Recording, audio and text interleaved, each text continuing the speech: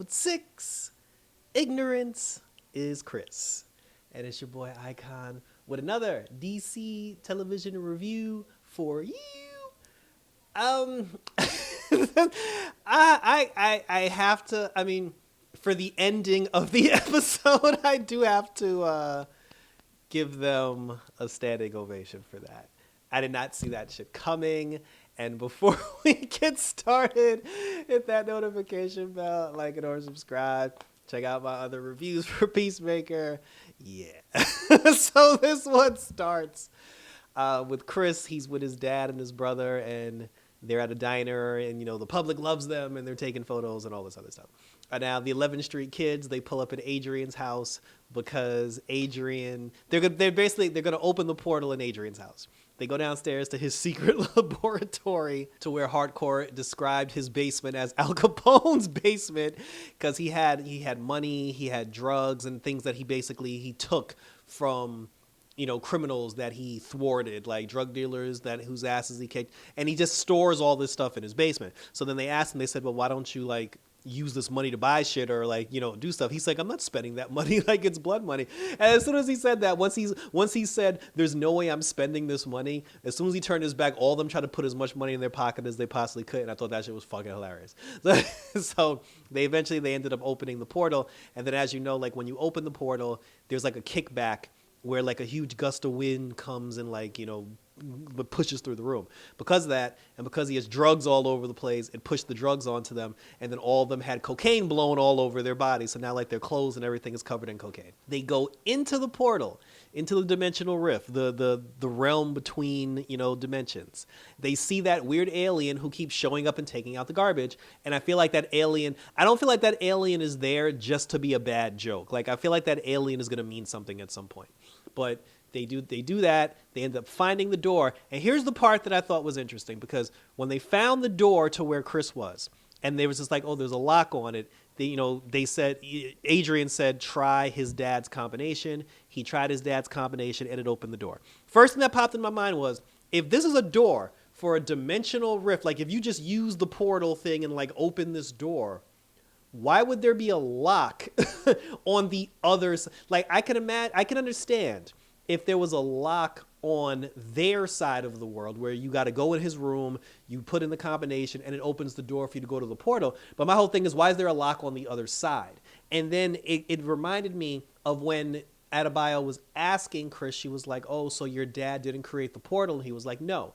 And then she said, so your dad's not this technical genius? And he was like, no. So then she said, so if your dad's not a genius, and if your dad didn't create the portal, how did he create all of the helmets? And then he said, that's a different conversation. So, and I always thought that was weird when he said that. My guess is his dad, before he died, went in that dimension and he met his doppelganger from that Earth. Because the thing is, Chris' dad was a racist. He was a huge racist. And we later find out that the world he's in mirrors that sentiment. So it would only make sense that the father on the other Earth, he's the racist genius. He's the one that built all those helmets, because there was a rack of Peacemaker helmets next to his door.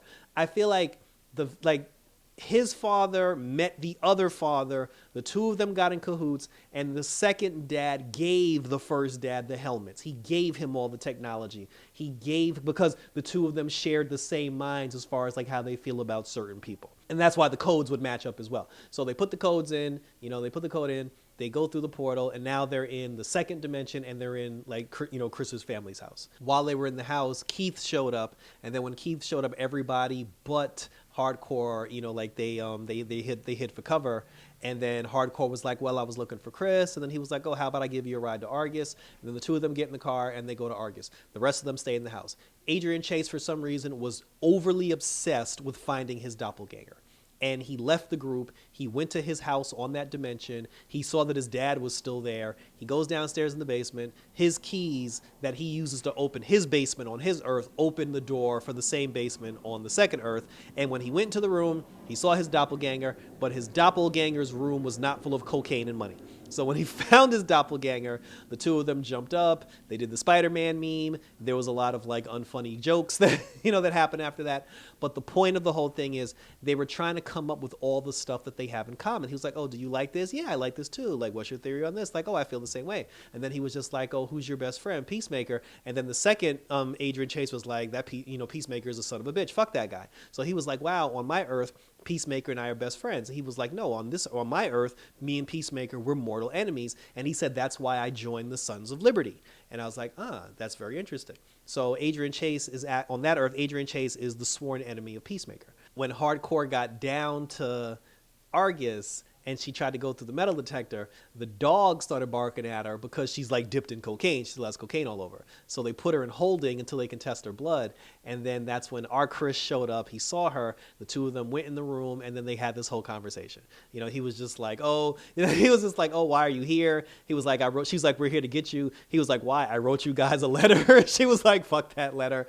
And then he was just like, he didn't know about, he was like, "Tell me," he's like, "I didn't know you and Flag were a thing." And she said, "Yeah, we were hooking up, but he had a girlfriend." So I guess he's still, so for her to say he has a girlfriend, because remember in the Suicide Squad movie, they killed the Enchantress. So I guess the Enchantress he did kind of hint that the Enchantress was still alive because he made a comment about her being a witch. So it's still unknown as to whether or not the June Moon still has the Enchantress inside her, or if this is the first Suicide Squad June Moon and the Enchantress is gone. That's still a little bit unclear to me. But anyway, he was still dating June Moon and he was fucking Hardcore at the same time. And then he was just like, he was like, I'm trying to court, the girl whose boyfriend I killed. And she was like, "He wasn't my boyfriend." He was like, "Yeah, but I had a thing." And he was like, "Why can't you just talk to me and like tell me?" And she's like, "Because I'm damaged." And he was like, "I don't care." She was like, "I can't share my feelings." And he was like, "I don't care." And then she was like, like, "I go to bars and get in fights just so I can feel something." He was like, "And I still love you." And then she started crying. They said that she didn't test positive for cocaine, so they let her go. So while they let her go, the two of them are walking around Argus, and then she's like, "Don't you think this place is a little strange?" And then he was like, "Strange? How do you mean?" She said, I haven't seen a single person of color, since we've been here." And he didn't even notice.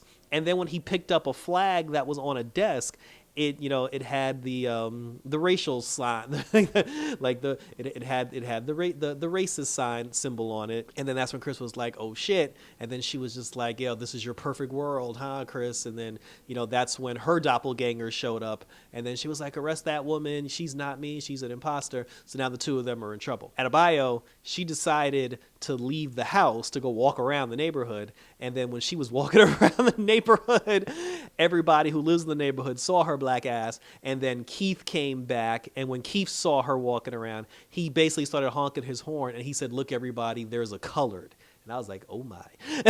So he basically lives so that dimension is basically, it's not determined yet where the black people are. It's not determined yet if this is a Earth that, well, he said there's a black, so I guess that means like there's no black people in their community, but that doesn't mean there aren't black people in America or like in society. Well, they did have the symbol on the American flag. I don't know, but wherever black people exist, that hasn't been determined yet, but everybody was shocked to see Adebayo, and now they're going to kill her black ass or whatever the case may be. John was still in the house, and then the dad came home. He bust John in the head with a Coke can, and then he stuck a knife in his hand, and he was like, "What are you doing in my house?" And then John just spilled the beans. He was just like, "Oh, we're here to get our Peacemaker from a different dimension who accidentally killed your Peacemaker. He killed your son." He was like, "I've said too much." So now John getting his ass whooped and being tortured for information that he's freely giving. Adebayo is being chased by the KKK. Adrian Chase is now being told the truth about how Chris and everybody on this world are racist pieces of shit. Hardcore and Chris, they've come face to face. It's them versus Argus now, because Argus is questioning the doppelganger situation. Chris now knows the truth about this world, that it's racist as fuck. and that was how the general portion of the episode went. On a side note, Rick Flag Sr., he can't find anybody. Where's Judo Master? He was just like, Judo Master's gone, Hardcore is gone, Economo is gone, everybody gone. So he don't know what to do. He goes down to prison, and then he goes and has a conversation with Lex Luthor. and it's the actual Lex Luthor from the Superman movie. Because I mean, I'm not gonna say the one thing, because there are a lot of positive things about the James Gunn universe. Unlike Marvel, James Gunn said he is committed to having his actors being spread out through, all of his projects. So, because with Marvel, it's a thing where TV actors sometimes will show up on the movies, but movie actors, besides Samuel L. Jackson, movie actors don't show up on TV shows. And then even in the Zack Snyder DC universe, I mean, we did get the Flash, the Flash cameo in Crisis, but we never actually had a chance to see if there could be crossover between both. But that Justice League was on a different Earth. They were on a different Earth anyway. But James Gunn said that, his actors, if the actor plays a character in the movies, it's going to be that same actor on TV. If it's an anime, that actor, if Lex Luthor shows up in one of the animes, the same Lex Luthor that is in the movies is going to be the same Lex Luthor on TV. He's going to be the same Lex Luthor voicing his own character. And he proved that here because he got the entire Justice Gang from Superman and Peacemaker. Peacemaker was in Superman. And now you got Lex Luthor, who's a very high-profile character. So that was very interesting to see. And he basically told Lex, he was like, look, I need your help trying to find dimensional portals. And he said that if you help me, I'll basically move you to another prison, because he didn't like Bel Rev. See, now they got me calling it Reeve. Bel Rev. He didn't like Bel Rev prison, so he got him moved. The information that Lex gave him, we find out in the next episode, because it's basically a person that that Flag has to talk to, and that Lex recommended. So he did get Lex moved. So now we're just waiting to see what happens in the next episode. But basically, yeah, like the entire 11th Street gang is on the run from the KKK. That was how the episode ended, and thank you for tuning in.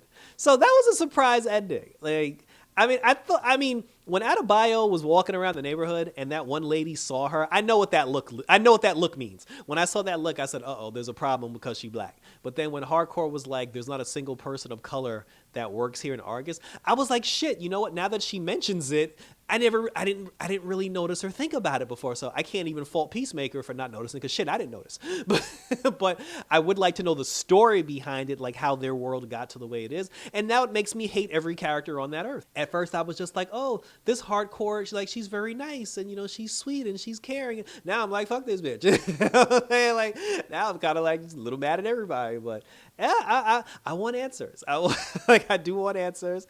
But we'll see in episode 7, because I think we got 2 more episodes to go, because we usually only get 8. So share your questions, comments, and concerns, and let's continue to talk about it. What do you think about Peacemaker episode 6 up in the mix? Like I said, share your questions. Hit me up on X. Hit me up on Twitter, on TikTok, where you can leave your questions, comments, and concerns, because I'm a little excited. Don't spoil anything if you know any spoilers, for the last episodes, because I'm actually genuinely excited to see all this shit. Maybe we get a Superman cameo as well. Who knows? So that was it, guys.